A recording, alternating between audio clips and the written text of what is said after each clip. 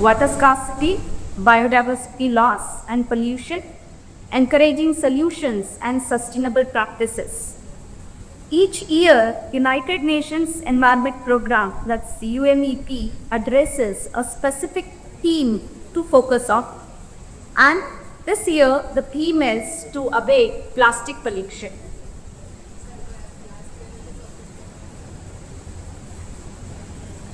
So to start with the program, may I first invite Dr. O.N. Mukherjee sir, Chairman, EVA Nagpur Center, Dr. Isha Khedikar, Honorable Secretary, EVA Nagpur Center, Dr. Rajesh Gupta sir, and today's speaker, Dr. Abhijith, to please take their seats on the dais.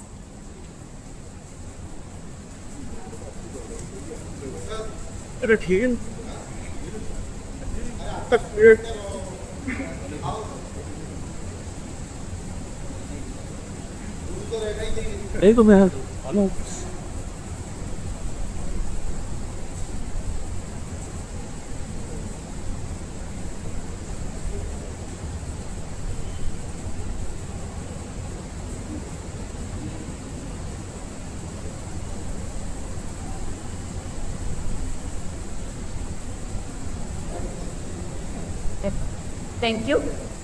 I request Dr. Mukherjee sir to welcome Dr. Abhijith by offering him a plant jar.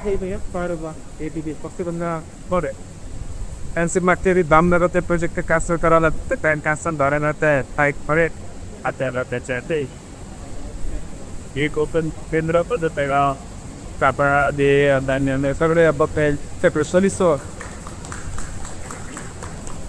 फक्त बन Next, sir. I request Dr. Mukherjee sir to present his welcome address.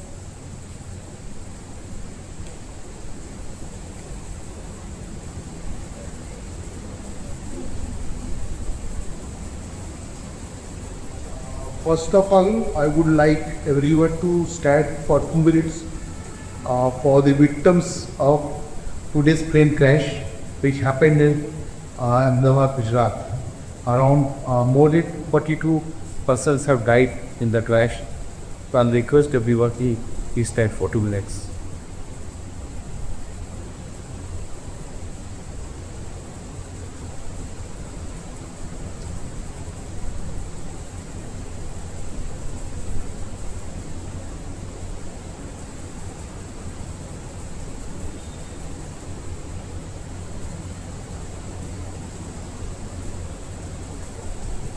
Om Shanti Shanti. I'll request Rahul sir to kindly join us in the dais.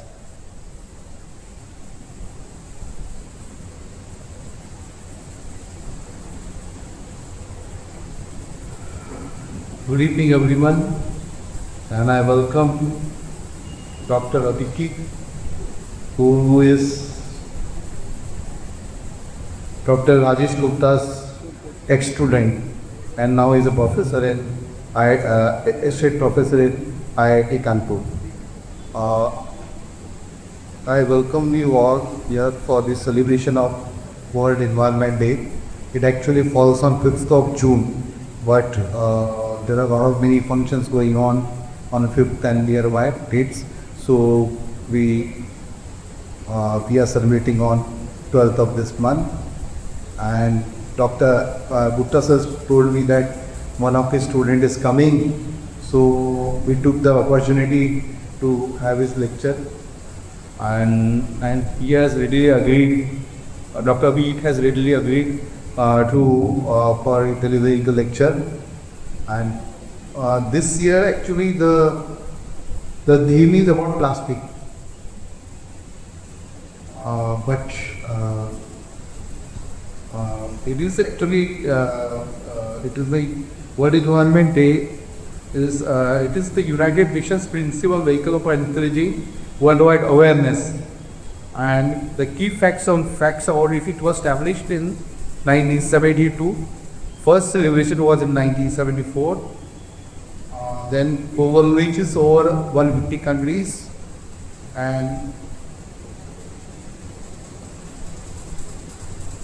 these are the things Actually, I want to mention one more thing, that we are going for the sustainable energy also. But what will happen to the waste that will be created by the electric vehicles, the battery of the electric vehicles, and the solar panels also? That has to be addressed. So I think in the years to come, it will also be resolved.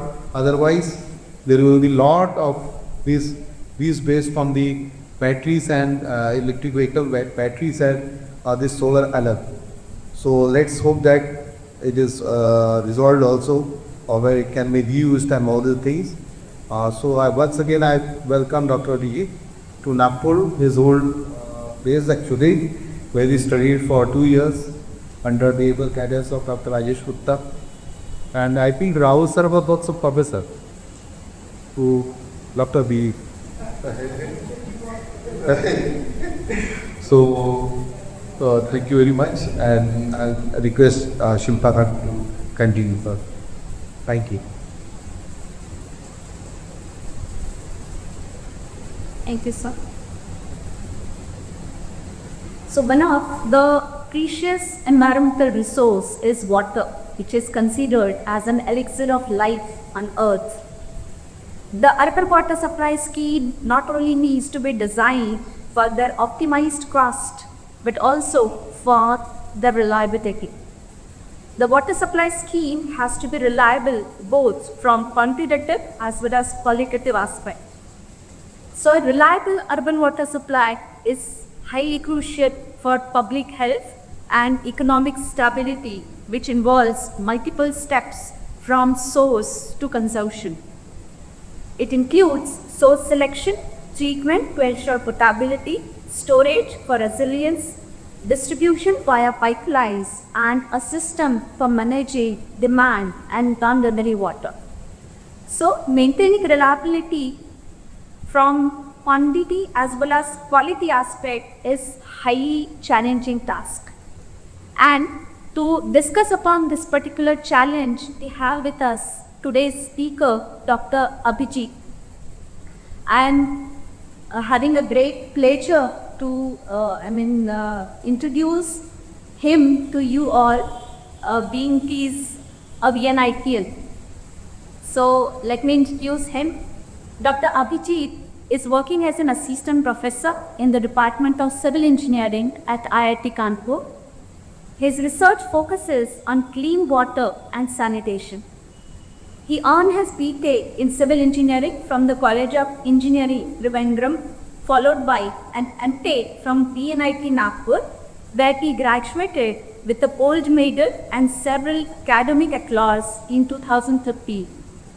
He then pursued his PhD in Environmental Engineering at IIT Madras, focusing on the performance analysis of intermittent water distribution networks, a critical issue in many developing countries that water supply is not continuous. His doctoral research provided key insights into managing water quality in such systems. Following his PhD, Dr. Abhijith worked as a pre-postdoctoral researcher at IIT Madras, further advancing his doctoral research.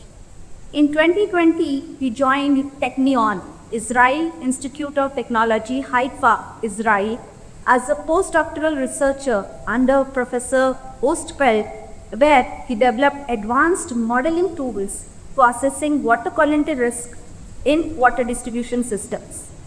In August 2023, he transitioned to IIT Kanpur, where he aims to lead research efforts aligned with Sustainable Development Goals, that is SDG 6.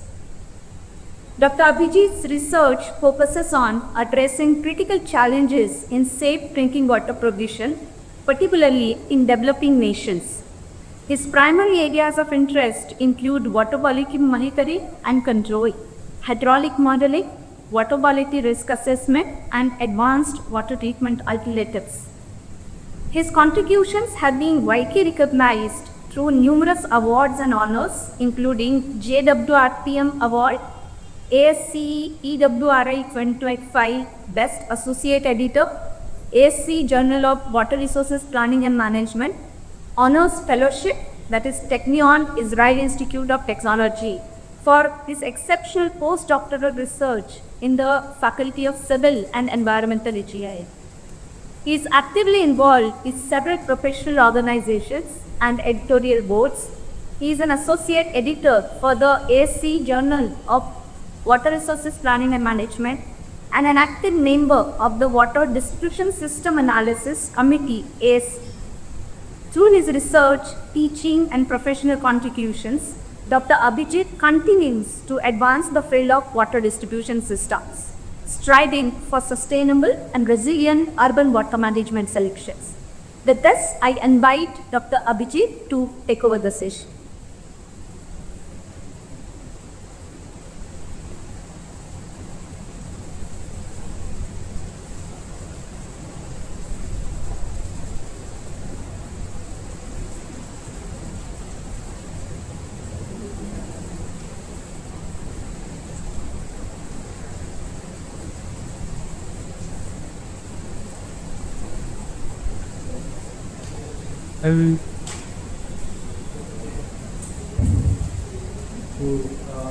Good evening, everyone.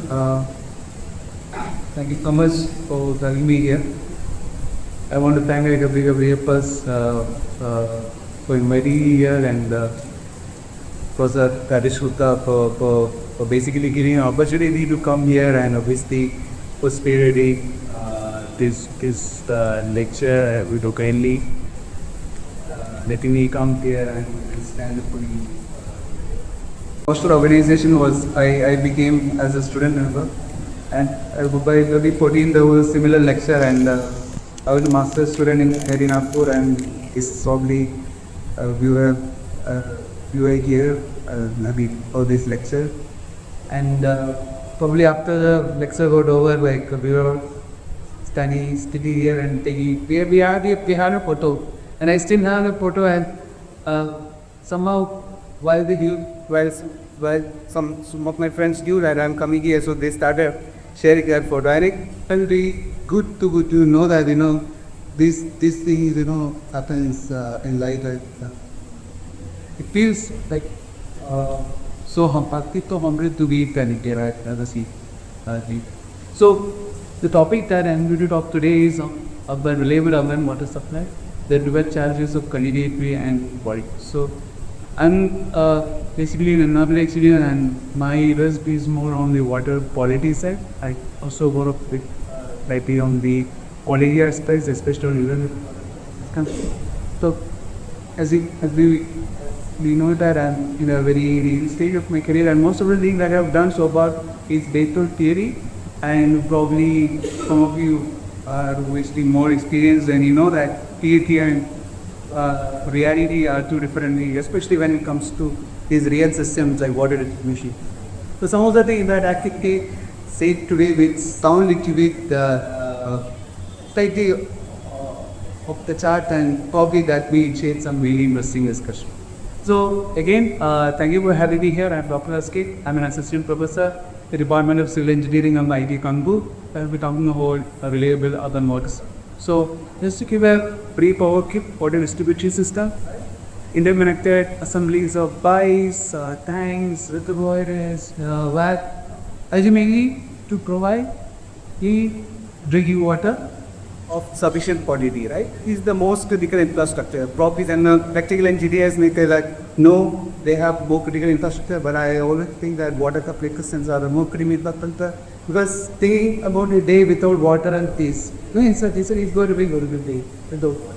And it is also the most vulnerable infrastructure as well, right? If you look at the newspaper article, if you look at the the east turning up, standardization, the water supply systems are quite common. It is some of the studies from recent youth articles. You can say that the one here, unfortunately, we stopped to the top 2 in Chennai. This was actually caused by the leaking of PVs, a water pipe. And this one is actually indoor, where the safety happened. Some PVs got mixed with tap water, and unfortunately people were worshipping that. A lot of people heard positive cry. The last one is from Pune, where a lot of the health water bodies, the spreading anti-water activity. This was taught by the leasing of sewage, sea, being water. So this is actually quite a serious and quite a common use what we see in our areas, which is right? And I actually, as an environmental engineer, when I look at it, why did this happen? Why should this happen?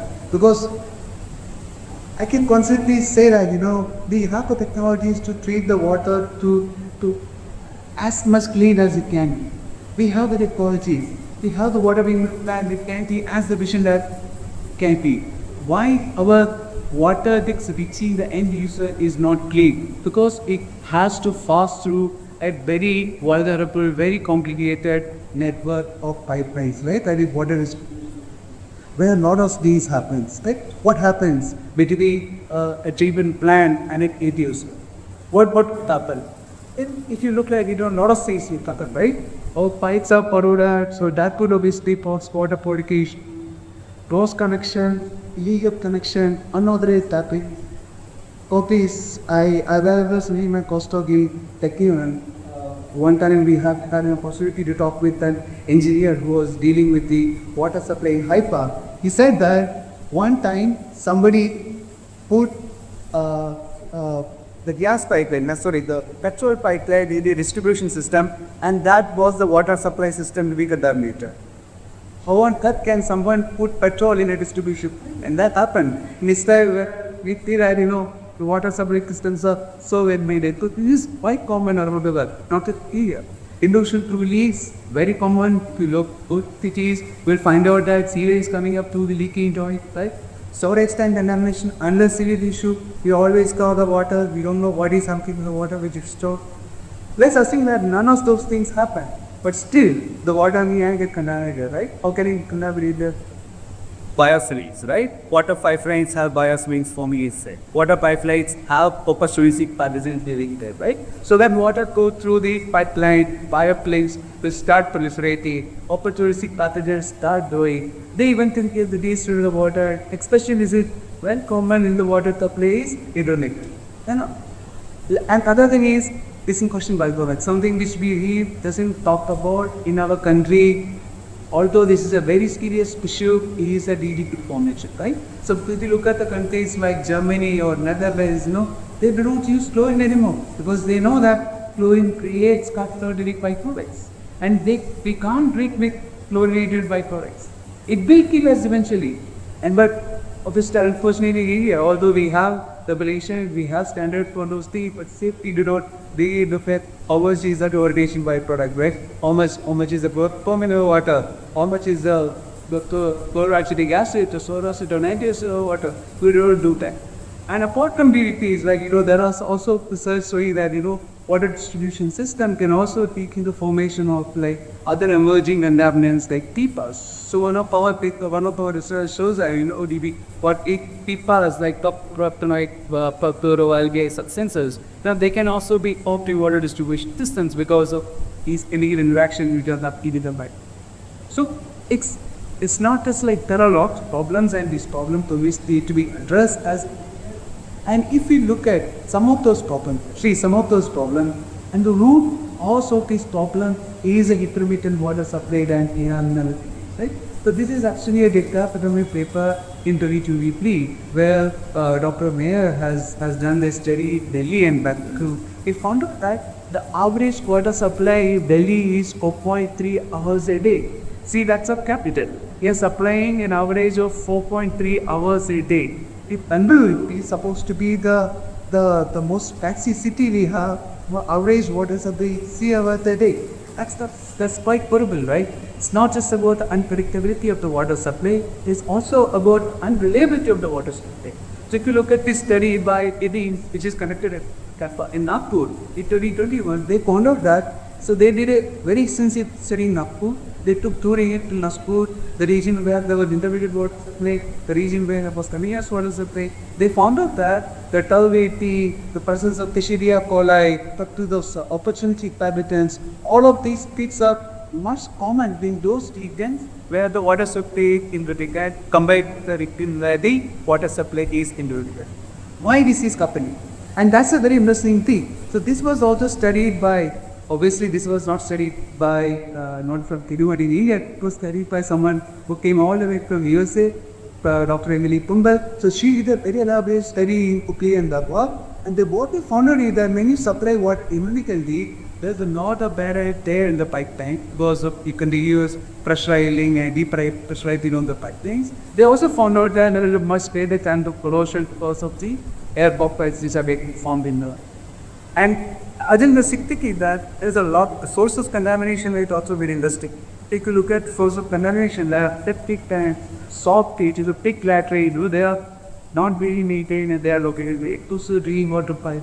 Then he has like, lot of our sewer lines which are running just above the piping. Unfortunately, we feel that we haven't. So, I don't want to start with a very negative note, but just wanted to show some. Now, how can we solve it? How can we, as engineers, what can we do? So we can always say that we have early warning system or colleagues monitoring system. We provide all these sensors. We provide sensors at different locations, giving a digital infrastructure. Yes, that's the reality that what you should be doing. But with it's very expensive, right? It's not something that the municipal operation in India again is due to. It takes a lot of effort, it takes a lot of money. So probably this is not really possible. And one way to do it can probably not just rely on sensor, you also rely on models. Like just wanted to show that you just don't just rely on the data, you also rely on some of the modeling, the modeling and the mechanism that we have on these pieces. And I'm not just talking something that's not happening now. If you look at the cities like Puri, where although they are not doing a continuous monitoring, but they are monitoring the water quality. If you look at the Puri, they are obviously focusing, their issues focus on providing the amount of water, but they are also now focusing more on assuring the water quality in this case. Probably not based on the continuous monitoring, but also based on the periodic monitoring. I think in Nagpur also it's the Pilaba later, quite a waiting, but this is obviously not the city other parts of our country, of course. Now this is just wanted to show that how we do the water quality monitoring, just to give some idea. It's impossible to detect contamination, and because there are so many ways contamination can happen. So what do you measure in a pipeline? How will you measure all the contaminants that could possibly enter? It's impossible to do that, right?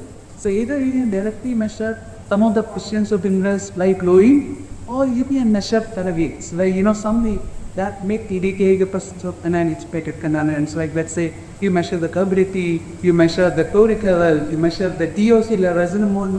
So this is typically how it is done in, maybe I can say in the western or in the other parts of the country where there is more focus on the online contaminant modeling.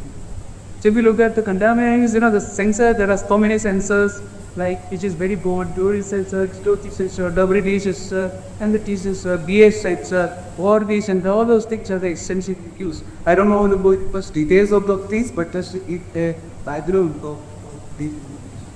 Now, coming to these sensors, like how to replace these sensors? Obviously, these sensors are expensive. We have to accumulate them. So there are tools like reverse board, which is developed by Sandia, laboratories we use, that can be used. So people have actually, this is from our paper. So people have actually worked on placing the sensors. Again, but there is a lot of work which is actually happening in Nagpur also on how to pick the sensor to water distribution system. Now ultimately, what are we aiming for? Ultimately, we are aiming for something at Peter 3. This is quite a fancy word, but something that meets probably this figure. So right now, we copy up here where we don't know anything about what is happening. Over time, or we research here where we do everything what is happening in it. Now say that, I just wanted to bring your attention to this particular project that we have done. Whatever I just said was probably used as second base on this project. So this is actually a project called Monicon, which translates online monitoring and digital control in drinking water distribution. So this is a project that was funded by a particular Institute of Education and Research, GmbF in Germany, and Institute of Science and Technology and Spain, Israel. So this started in 2021 and this ended a year back. And now to give a background of how this project initiated. So in Germany, so as I told you, the people that they are not using chlorine anymore to supply the water. So in those parts of the world, people are actually getting water directly from the taps. So they open the taps, they drink the water, and they are supplying water without chlorine. So what happened in that, obviously they use ozone and the disinfectant, but they don't use fluid or they don't use it. So, and the Hamburg, the city where the water supply system is there, it's a very old system, and the complaints that are coming from the people that the water is contaminated, there's a lot of issue with it, there's a lot of diseases coming up. So the Hamburg city or the Hamburg water, the water regulatory, a public water utility in Hamburg, they wanted to come up with a way to solve this issue. So basically the best way is to replace all the old pipe and we do new system, but which is mostly impossible. So they come up with the idea that can we come up with a system to detect any contamination in the system digitally, and if there is a contamination, can be unloaded automatically sitting somewhere in the control center. So that initiated this project. Fortunately, I got a chance to be part of the project, and there were couple of organizations which were involved. EON was my most organization. EU Hamburg from Germany, EU Minova from Germany, Hamburg Worker was the industrial partner, as well as PE Bolenge, who was actually the one who were providing us water sensor. So this involved these three different compartments, just to give an idea. So first one is on the water quality simulation. Is that like, can you stick somewhere and just predict what is happening to the water quality, which is to the water which is flowing through the pipelines in our city? So is it possible to do that? So this was the first compartment of this project. Can we come up with models that helps to predict the water quality in our pond? The second one was obviously the laboratory experiments, because we can't develop model without data, without information. So we wanted to generate information, we wanted to sum up with the information. So there was a big test bed. It's not very clear this particular price and this particular the speed. There was a very big test bed which was constructed. Test bed probably much bigger than this particular auditorium, which was constructed to continuously perform experiments that you are not able to perform in a real system. That means it's not possible to inject some wastewater into a real system, right? That's obviously people will not be happy if we are doing that. So they had to start a big test bed in some part of the city and to conduct some experiment. That was second compartment of the project. The third one was water quality control. This was the most interesting thing, that in case if something bad happens to the water, can we stop the contamination from spreading, and can we automatically control the quality degradation? Can we close the valves? Can we flush out the water? Can we do that remotely from some control center? So this was the three compartments of the model, and we started off with some experiments. So this was the pilot scale. We're not going into details of the data and the model development and all the things, just to give a the overview of what we did there. So there are a lot of experiments which are collected, lot of data collected. We put the bacterial cell count, the high nucleic acid, the low nucleic acid, all those data were collected, and lot of inferences made based on the fluorescence measurements that is possible with sensors and actual water quality in our pipe. So this was the first stage of the project, and then we came to the second phase where we were actually sitting and doing the water quality review. That is it possible to predict what is happening in our pipe, which was very complicated. Because if you look at a water pipeline, which is a very, very heterogeneous ecosystem, it has bacteria, it has protozoa, it can have virus, it has chemicals like chlorine, it has organic matter like natural organic matter, it can have nitrogen. It's a very complicated environment for an environment engineer to work with. And the idea was to see whether we can make models to predict how the bacteria will grow and how the bacteria proliferate, how the biofilm will form inside the pipe. So this was a very rigorous pipe, and this was helped with the data, but we eventually come up with a model called Lipanet-C, which was an ITA-based model still available, but I don't think, the Lipanet-C is not available open source. We have something on D5C, which is available open source. So that software allows us to predict what is happening to the water quality in the distribution. So this is availability. So that helps to see that how the water quality changes in a distribution system. If you know some boundary conditions, if you know what is the water quality at your reservoir, how the water quality changes over time, how bacteria grows over time, how the biocid grows over time. Obviously, with a significant level accuracy, there are nothing is perfect in the world, right? So obviously, to develop model, we have to do some calibration, right? To do some parameter estimation. So this was done. It was found to be this. Yes, these models can be made. A lot of equations can be developed. Unfortunately, there are a lot of uncertainty. There are a lot of things that are not. Eventually, we were able to calibrate these models, validate these models. They showed so many sequence data set, and ultimately, these models were developed. I can say that these models were eventually developed, and they were actually. This was a very successful part of the project. There was also effort to use machine learning to do that. Why do all these equations? We have so many data. Why do you waste so much time in looking at these equations? Why don't we piece the data and pick the models based on that? That was obviously the much more easier way to do. We also tried doing it a bit approach of taking this data in light to develop machine learning models to very anomaly. Unfortunately, what we found out is that, especially this was a very interesting finding when we found out that it is very easy to find out the true negatives. Like is to know that the water is good. If the water is good, the models will also say that the water is good. But it was close to impossible to find out the actual contamination. So our model almost gave us true negative.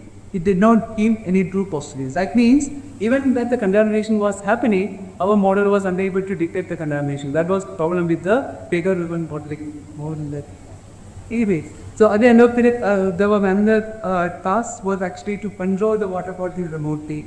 This was another resonance exercise which was done in QL. So they had very extensive expertly led with a lot of that is related when there is a contamination, how these wells can be closed automatically, remotely, how the flushing can happen, all those things. So this all depend on a mentor. And we finally add some early products, some predictive models, and I can confident that these models were good. They are able to predict something. They were able to advise the science that was somewhat busy indicating. Now you are able to understand how the biofluid is forming it in the pipelines, how the bacteria proliferate in the pipelines, how the pathogens grow in the pipeline, and all those things. That appearing. But finally the question is, are we able to make an online analytic system or those systems? Actually the answer is no. So this is an illustrated example. So we were able to give some research. We told the Hamel was that you have to do this, you have to install the places over there, you have to give us data to continue with working as all those things. So a lot of things were there, so a lot of directly, lot of emphasis that me. And then I just wanted to show this is something that is very important. We had a teacher. Was the project successful? I mean, something is we always have to ask where one third project is over. Did we make any success? From a academic perspective, yes, it was very successful. So many publications, so many master's theses, so many PhD projects. But from a technical perspective, that's a very tricky question to answer. Is it successful?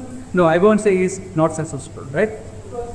We have developed technologies, but no, they are not translatable in the real world. Unless and until you translate technologies to the real world, how can we say that it's a successful project, right? So this was not the case. Because there are a lot of reasons. As an engineer now, as a researcher, why is this not possible? Because models were highly computational and it was most impossible to detect these contaminants. And we did not consider the leakage and the sensors we were asking them to procure were highly expensive and they were pretty. So many things. I get go on and go.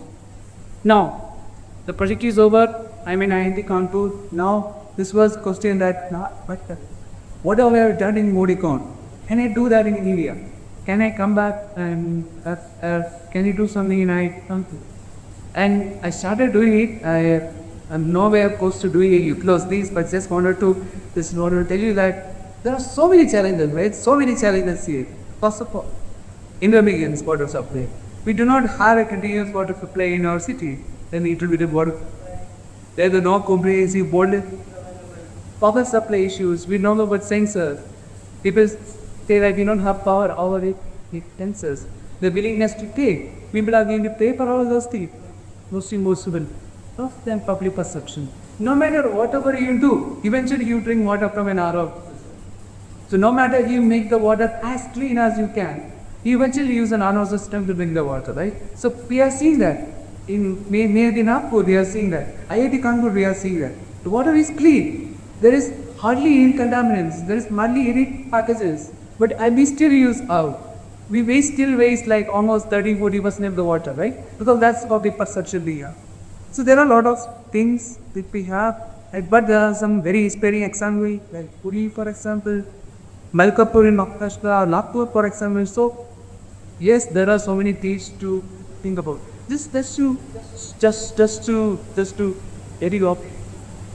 Tell about what difference between the reality. I mean, it was reality check for me as well. Coming from somewhere, when I say that, I will do that, and I realize that no, what I have done somewhere is nothing equals to what I am going to do something in India. Okay, better like. And so basically, I don't know about it. There are so many research directions, that was possible to fix. Like going somewhere with predictive modeling, with machine learning, going for a hybrid modeling approach, scientific machine learning. These are the new buzzword that we are hearing right now. You combine predictive against reporting with machine learning model. So yes, so these are the things, some things that I'm planning, I'm working on. And we have a project called Literacy and Viciously Agile or Stable and Reliable Water Supply Systems, where we are doing all of those things. And the essence of this project is that Professor Gupta was telling is doing the master's defense today, right? We are doing so many design interventions to optimally design the water distribution system so that we can provide the water of sufficient quality or water quality. Can we design the system from a top water quality perspective? I just wanted to take a couple of minutes. We had a lot of subterfuge JJ, right? We were able to provide a lot of good water supply systems. We are able to, make so many cost connections. But still, the quality concerns are still real. Most of those water supply systems based on groundwater. And especially the Indo-Gangetic plain, UP, from where I am coming. We have a serious arsenic issue. People can't drink water from the JJM system because there is arsenic which is coming there. There is fluoride coming there, right? So we have to really go for the quality aspect. So one of the objectives is actually to design this system not from the quantity perspective. Obviously, quantity is more important, but from the end user water body perspective, and not from the chlorine. Chlorine is one of the things. It's more about the turbidity, more about the aesthetic appearance, not just about where the water is people contaminated, right? The water should look also clean. It should look funnel. It should be oral. Should be tasteless, right? Then only people will pin the water. This is one of the project. This is one of the ongoing issue. John Maluku. There is also something on nutritionality. So, some of you, if you are interested in, this is something that I am currently very much excited in. Now, Poppy, I just stop here on the quality side. It's just looking at the intermediacy part, where there are certain things that it is done. When you look at the intermittency of water supply, typically it's best to divide it as the three types of intermittency. All the predictable intermittency, irregular intermittency, unreliable intermittency. Now, intermittent systems are not only what we have in here. Only there is a lot of intermittent systems. And if those systems are actually predictable intermittency, that means people know that you are getting water during this time, you won't be getting water during those. So this is called predictable intermittency. So people know they are much educated about when they are going to get water, when they are not going to get. But the other kind of intermittency is called irregular intermittency. That means water supply occurs renowned intervals, but only for a very short time. People are okay. Maybe once in like a month, or maybe once in a couple of weeks, there's no water. It's for irregular intermittency. Now the most criminal out of all these three with the unreliable in them. That is, people that they know when they are going to get water. People don't know how long they are not going to get water. If we never in the middle. Unfortunately, most of the water supply in Indian cities fall under the weather and unreliable in them. This is the reality. But we Indians have the ability to pop up with many kind of these hardship. So if you look at the city, you all have successfully coping up these big hardships. So because if you look at this area, so I just wanted to show these new types of behaviors, A and IK behavior. I did some monopolar paper. You know that B doesn't take water directly from the pipeline, right? They construct tanks. Then they pump the water to the water tanks. Then they use the water, right? Otherwise, if the water is coming up with a sufficient pressure, then they take the water to the tanks, something like this. There are water tanks. So this is what is happening in my house, but in my hometown. We have a water tank where the water comes directly to the tank, and whenever there is a supply, we get water. Whenever there is no supply, we have water, sufficient water we may use. But you look at cities like Kanpur, where in UP, obviously also cities mostly in Tamil Nadu, they have the underground systems where people feed their large underground tank, then they come to the water to the overhead tank, then they cope with the water. Like not just in Tamil Nadu, most of the cities, it is the kind of behavior that India has. There are other behaviors like people use the water, then they directly compete using hand pumps. There are so many kind of behavior. So something that was interesting was that we know this is a behavior that people are following. But are we really considering that why we are modeling these water distribution? I mean, we know that we are not getting water directly from the water tanks. Are we really looking at these flexible consumer behavior and incorporating that in the design or analysis of the distributed water distribution? So this was a research question that was interesting to us. And then this led to the development of something called the Ify megafields. So this was something, so this is an open source version of Ify, which helps to simulate these kind of consumer behavior in water distribution. That is, we have a system. So this happens quite a lot. Like this is say that we design a system, we have a very well designed system, we have very good pipes, we have capacity in the diameters, but our pressures are actually quite low. Because people are using more water than they are required because they are not taking directly water, they are actually taking water to the tank. So can we incorporate that in the modeling framework? So this was the model that we developed. Obviously this is a model. I just see what we have done.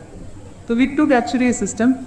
This was a system to supply water, 530 also a very small system which had around 2,630 consumers. And all consumers per pipelines was a very simple system. And what we have done is we have created all the consumer utility demand nodes. And we try to see that if people are the type A or this type T area, how are they able to pop up with these kind of unreliable or these irregular water? So just try to simulate different scenarios. So again, this for do. So this is a case corresponding to a 1 hour supply. The take corresponds to a 3 hour supply in a day and a 6 hour supply, like different level to between. Then we also consider like high irregular water preparing.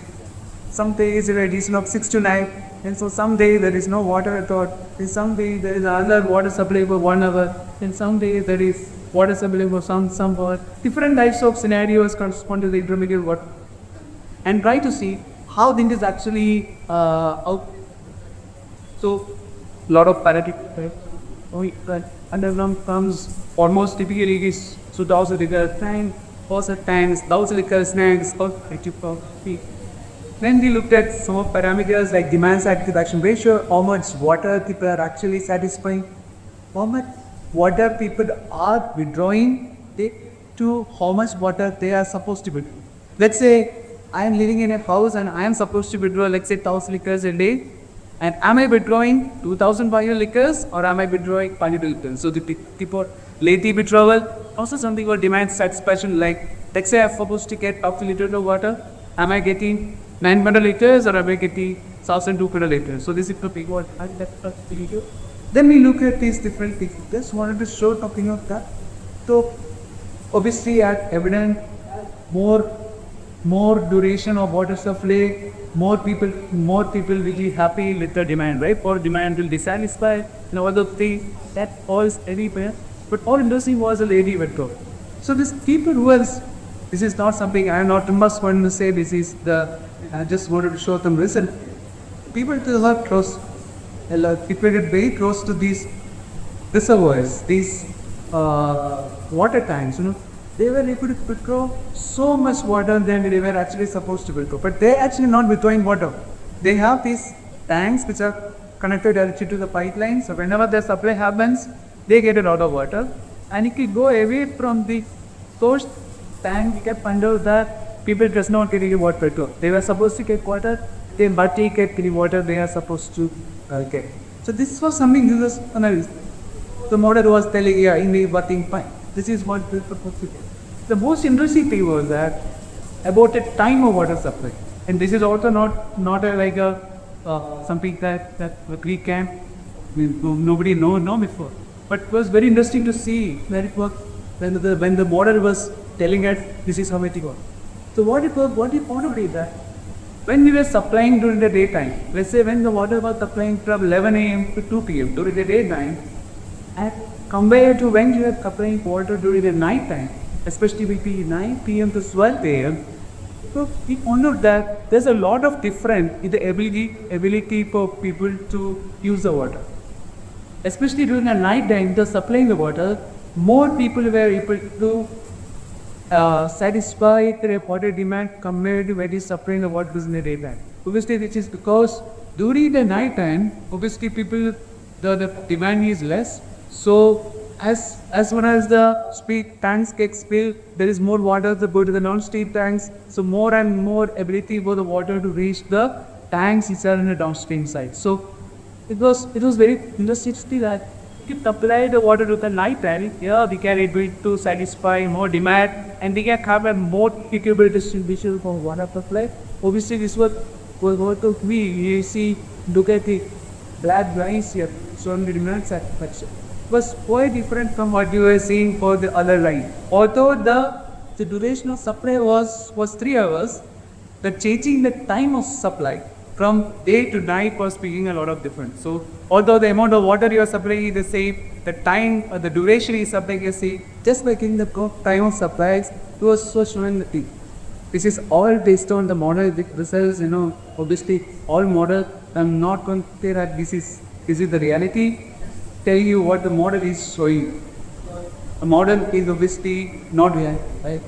So, and that's what I want to show. This is just based on the model. We can say that the type A consumer behavior, type B consumer behavior, they help the people to pop the demand. And the position of the consumer is very important linked to this bit of the water. What interesting is that the time you supply the water can make a difference in the ability of the people to change the demand. I'm telling you, this is all coming from the model, and model is only as good as assumption. So whatever I'm telling you right now is only as good as whatever I assume. So I'm not going to do this, fit the model to the reality. That's not what I'm going to do. It's going to say that this is what the model is telling, and that if you supply the water in the night, it's good for you. You can have a more reachable water distribution. So this model was, I told you, this is how much was model. So we had some connections with the rural water supply authority in Calcutta, the Kerala, and they actually, we was very surprised that they reached out to me. They said that I'm actually doing something right now, and I ready your work, and I want to do that again on field. And so what we have done is that we have taken this model to this real system, and I'm very happy to say this is something that we run every year. So it was a small water supply system, something around 1,500 consumers, but the problem was very massive. So they have the water supply systems and they have a ductwork to supply the water. And the ductwork can supply 90,000 liters of water a day. But the recuperation ability of the ductwork is limited, so they can only pump the water so 2.5 hours continuously. Then they have to let the stop the pumping for 8 hours so that water can reach for him back, and then they get supply for 2.5 hours. So this engineer was asking, like, is there any best way to supply the water so I can do best in supplying? And so is there a way to supply the water in the best possible way? For this I would come, there is the best possible way, because this is all from a model. So, but what we assume is that, let's assume that it's not based on assumption, actually this is something from a real data. So this is how the demand of the consumers are typically actually coming from real data from data. If people are using water like this, that if people have more demand to the peak hours, 7 to 12, you do in the 8 hours. If you can use this demand pattern and if you can somehow apply this 40,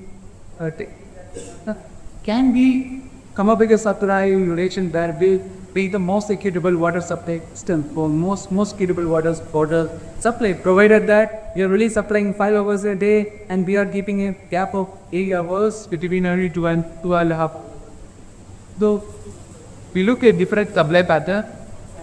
You see, like, starting something at night, something at day, and you looked at the results. Then it was found out that if we have 7 patterns, the kind of demand satisfaction that we can achieve is much better than the demand satisfaction that you can achieve when you have a different type of pumping extraction. Again, these are all the mechanisms. So we found out that it can somehow match our supply with the demand. So if you supply the water during the the off-peak hours, we can help the people meet their demands in a much equitable way. I don't know whether this is a reality. I mean, probably this has to be studies. I mean, in an experimentally in a field. But the models tells us that yes, if we can do that, then you can somehow help the people to manage their water supply. So there is sufficient pressure. People are actually taking the water to the tanks, then they are using it. This is what they are going to do. They are going to supply it this and that. There's a lot of physical constraints. You can't just ask someone to come at 12 o'clock in the night and switch on the pumping. That's often not possible. You have to be more realistic there. You have to ask the people to come sometime during the morning hours, switch on for 2.5 hours, and then you go back, come up, late hours, to put it. All those things are taken off. So we found out that, this is all coming from the modeling. We found out that with tool, if we can use it, we can see how the consumers over with the actual water production in their houses, how their water tanks are getting paid, not the actual demands. I mean, demand is obviously different, but how the water tanks are getting filled and getting empty is very different from how the actual demand is gathering, right? Because tanks are buffer. So you use 10 liters or 20 liters in a number or not, it doesn't matter. If your tank is getting water, your tank dynamic is different, then people can have a better demand tank percentage. So yeah, this is some interesting result, and hopefully I don't want to keep it in this hot weather. But I want to sediment. I just stop it to this be in the lab pickup currently in IIT Mahmud. Have to be for smart water infrastructure laboratory. I technically work. I technically work on all the area related to drinking water, or not just on the water supply part. Mostly right now, we are working on the antimicrobial resistance disease transfer in the water supply facility in the pilot, or other something on the leak detection and management, acetoid, not the decision support paper, water quality. So I wanted to stop with this particular thing. I just wanted to show it because there are some, I know that the students are going to be here. So this is something which my teaching provider told me while I was doing. He always tells me that you model it. And that's what I want to repeatedly tell you, whatever I am telling you is all coming from the model. The model is really good at assumptions. And you cannot follow your entire models. You have to obviously look at, what's their state. So reality could be very different. as I told you, like the theory, equations, mathematics, probably yet, but reality, you have to obviously validate with the experimental data. And so I just stopping here, and I'll be very happy to take up this question later. Thank you so much for that.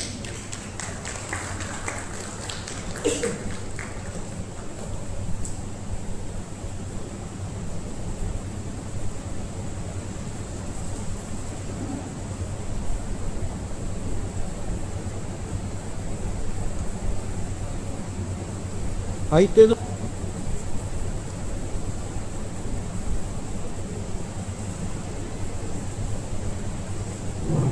Who doesn't mind the idea put that for it? Not percent, but good way to study the vision that their location with the model, whatever that place how that you get result. And you must retire to not retire on that one. Basically, can talk to the grid system. People have to sort of arrange this their house. What they do that they pump the water out into the demand not take the pump out of the way. That they have the filter. Then plus water level goes but below see there is no top tank below particular level. Then prana out of the from the starts. So better is not even like that the pot how they are consuming the water. It is even very dependent on that. So about wrestling that actual pattern and the design model basis of it is still in carry. I think you doesn't know what I Yes, right? So pattern I showed you is actually the pattern is actually how people want to use the water. Yes. Not the way the people is actually using the water. Yes, yes. Who the background mix people are actually using the water. Yes, background mix people want water, use the water to current. So ultimately we say out. It's a good exercise. I'd say it's the malnutrition base. Yeah, from the also observation. So you really made very good presentation. The work you presented on equity distribution was very interesting. I'm sure we get some more details about it, the progress you speak. But we look at about fluorination and adverse effect, and you got about DVEs. And when we're pairing this water supply treatment, when I was fortunately part of it along with Professor Gupta, and you were discussing different disinfection techniques which can be applied in India. And you know that we cannot live without chlorination in India.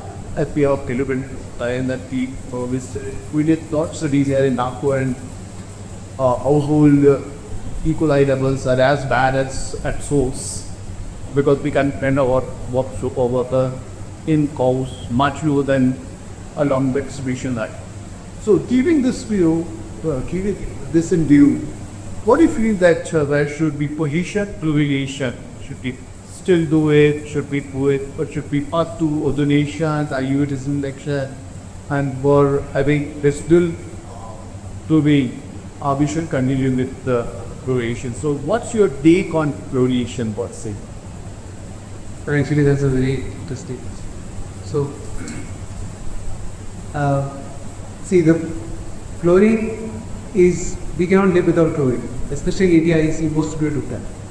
And ozonation is very expensive to do that. It's not very expensive, like if you are only relying on ozonation, that's going to be huge.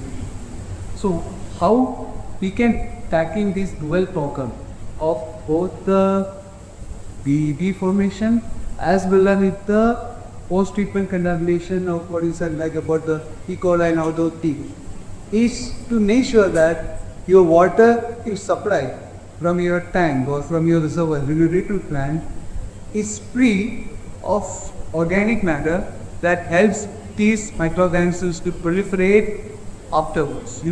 So there are, for example, these countries where they do not use chlorine, they go for this biological treatment for water. We never do that in India. We don't need biological water treatment. For us, biological treatment is only for wastewater, right? But if you look at the surface water, especially in Ganges, I'm telling you, the organic matter or the organic level in Ganges is almost as same as the wastewater.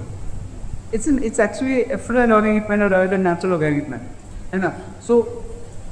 And we don't do any kind of treatment for removing these organic matter from our water. So if we can integrate that aspect into our design, in the water treatment design, let's say if we are going for a surface water based treatment, not all about the groundwater, or where groundwater is not required because the organic levels are much lower. But if we can do that for the surface water levels, starting from the design series, like you integrate a biological treatment system. You implement a very comprehensive system like a biological carbon filter followed by an observation after your filtration. If only do the artifact filtration, then you have a small observation chamber, then you do a biological active carbon filter. We use the activated carbon filter quite a lot in industrial wastewater treatment, in municipal wastewater treatment. If you can easily integrate that in the water treatment part, that will take probably some of those issues. I mean, that's the most feasible and the most, easiest way I would say to solve it. And after that, very blessed person, and something that I really want to work on, and one of my PhD students is actually working on that.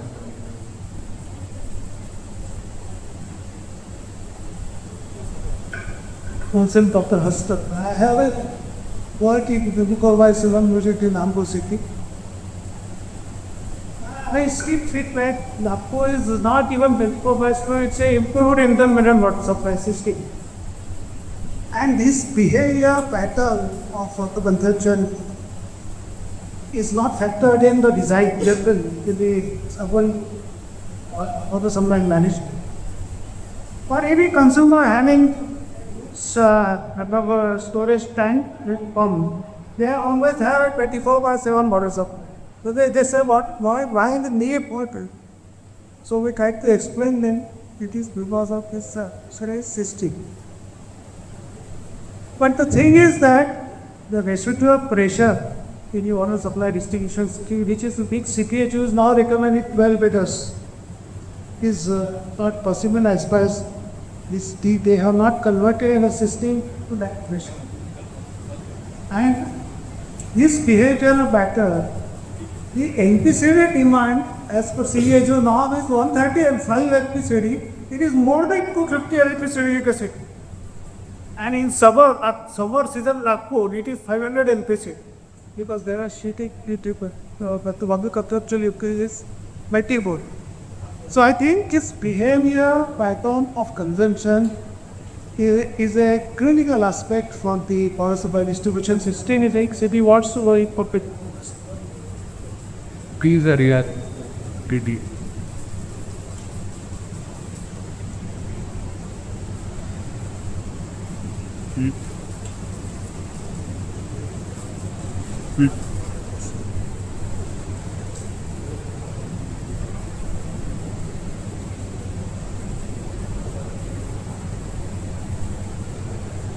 Okay, so thank you, Dr. Abhijith, for delivering such an insightful talk on the aspect of reliable water supply systems, the dual challenger of quantity and quality. May I request Dr. Rajesh Gupta sir, Dr. Mukherjee sir, Dr. Isha Parikar. We have with us Dr. Mesaka sir also. I would request him also to be on the dais.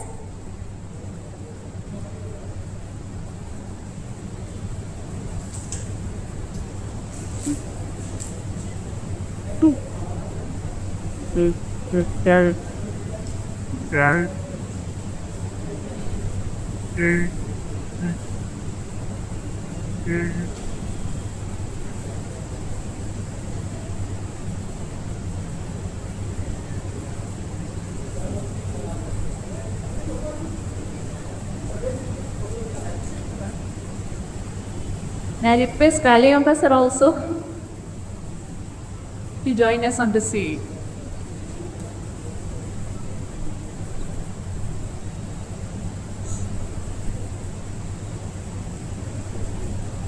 As a mark of our appreciation and gratitude, may I request Dr. Rajesh Gupta sir to present Dr. Abhijith a memento.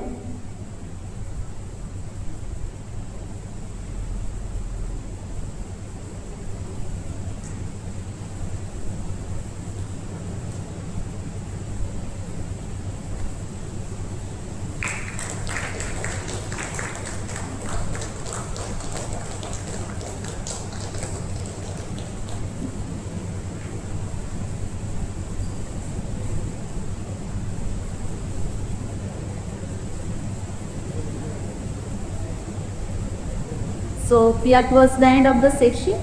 May I request Dr. Isha Kedikar to compose formal vote of thanks.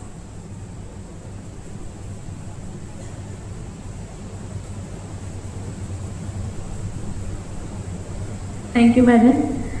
It's my proud privilege to propose a vote of thanks on the occasion of World Environment Day. At the outset, on the behalf of EVA and my personal behalf, I would like to thank today's eminent speaker for accepting our invitation and sparing this valuable time. Abhijith sir. He has come all the way from the Kanpur to give this lecture. So thank you sir for that. He discussed about the topic reliable urban water supply, the dual challenger of continuity and quality. He gave overview of Indian cities.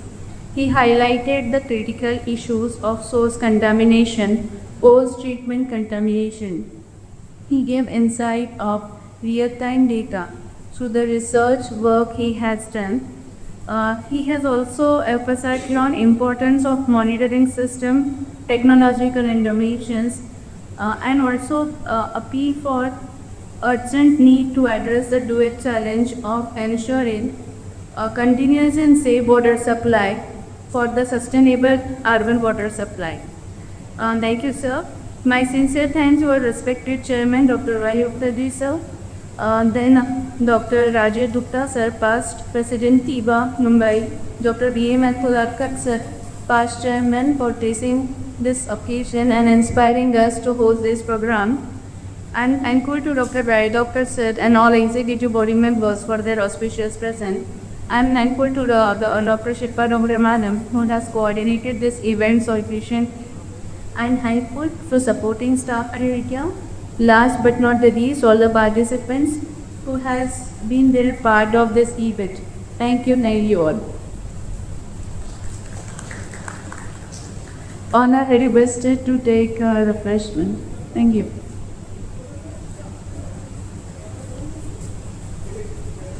I request all the members to be on the dais, please. We'll take a group photograph.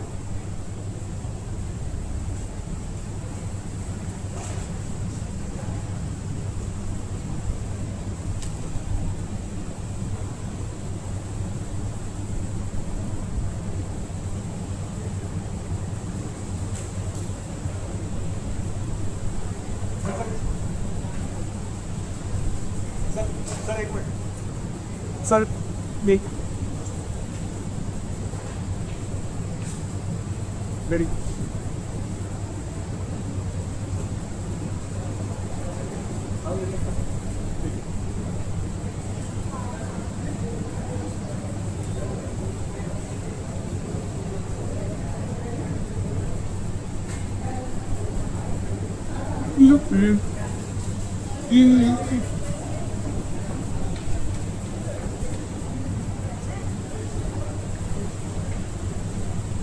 Yeah.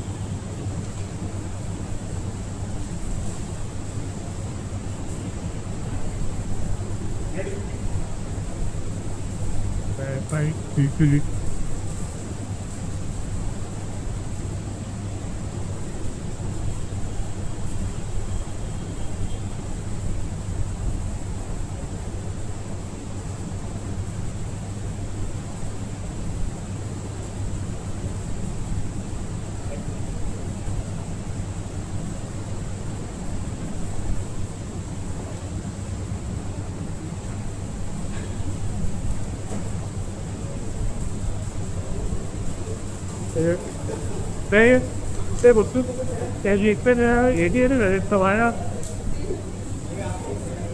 you I'm free Purificat make for right baby